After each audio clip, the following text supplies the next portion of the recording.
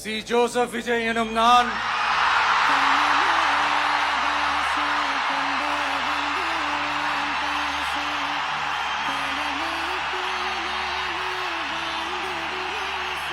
சட்டப்படி அமைக்கப்பெற்ற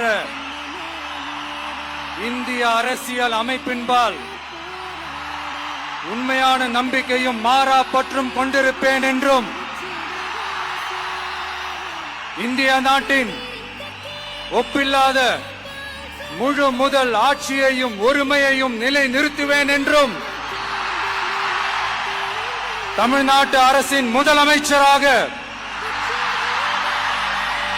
உண்மையாகவும் உளச்சான்றின்படியும் என் கடமைகளை நிறைவேற்றுவேன் என்றும்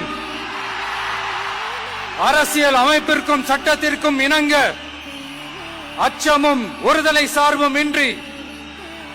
விருப்பு வெறுப்பை விலக்கி